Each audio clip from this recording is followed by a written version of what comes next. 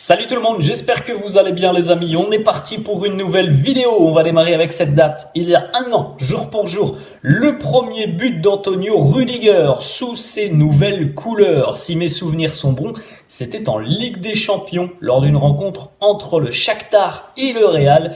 Le Real qui était mené jusque très tard dans cette rencontre, puisque Rüdiger avait égalisé, il me semble, à peu près à la 93e, 94e minute, et il avait donné de sa personne, puisqu'on s'en souvient.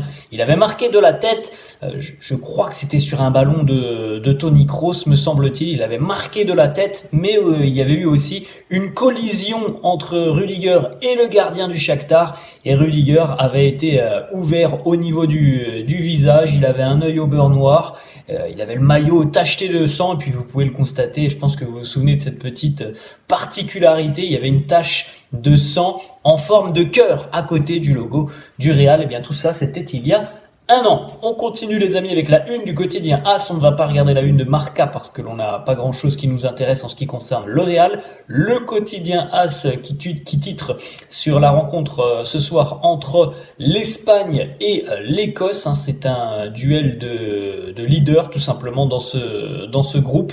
Une petite information qui concerne le Real, c'est en bas à gauche, Xabi Alonso qui a la possibilité peut-être de rejoindre le Real Madrid l'année prochaine. En tout cas, il y a un accord entre Xabi Alonso et le Bayer Leverkusen pour quitter le club l'été prochain si il reçoit une offre de l'un de ses anciens clubs, à savoir le Real, le Bayern ou encore Liverpool. Il faut tout de même le dire aussi, Xabi Alonso fait un travail exceptionnel du côté de Leverkusen et il a récemment prolongé son contrat avec le club allemand jusqu'en 2026. Après, voilà, si jamais il y a une opportunité peut-être pour lui l'année prochaine de rejoindre l'un de ces trois clubs, eh bien voilà, Xabi Alonso se posera les bonnes questions, mais on ne peut pas non plus écarter la possibilité qu'il continue avec Leverkusen parce qu'il est en train de bâtir quelque chose depuis quelques mois qui est assez fort. On enchaîne, on va du côté de l'entraînement hier à Madrid, entraînement évidemment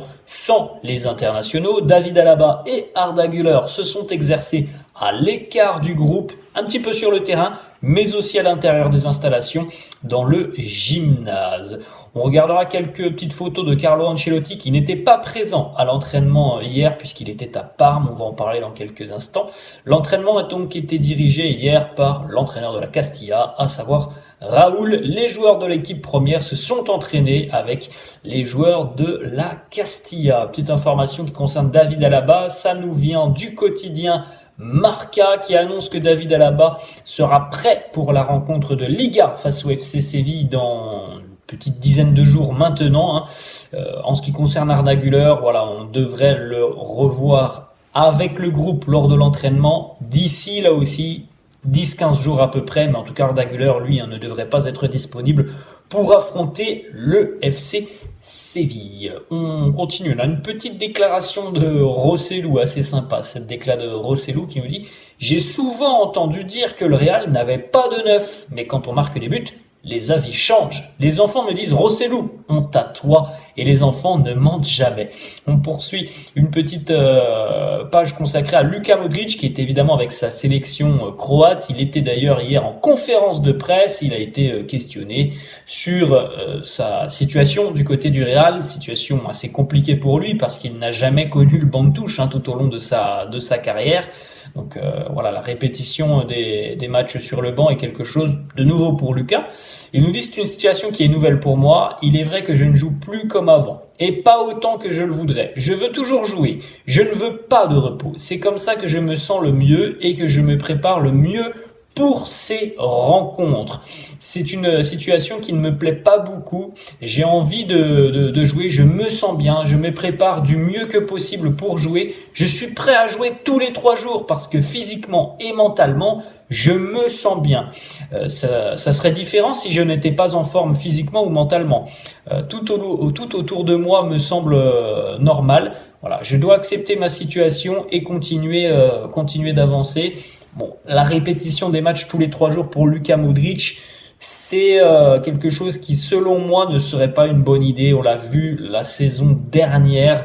Je pense qu'il n'a plus, malgré le ressenti qu'il a, je pense qu'il n'a plus la capacité d'enchaîner tous les 3 jours à haute intensité. Après, que Lucas puisse jouer plus que ce qu'il ne joue depuis le début de saison, bon, ça, évidemment que on peut le souhaiter, mais de là à jouer tous les 3 jours, voilà, je pense que ce ne serait pas une bonne idée sur des matchs de très haute intensité. Il me semble que Lucas parfois a été un petit peu en difficulté la saison dernière. Deux autres déclats de Lucas qui nous parle de Arda Güler. Il nous dit: c'est un bon garçon avec un talent extraordinaire.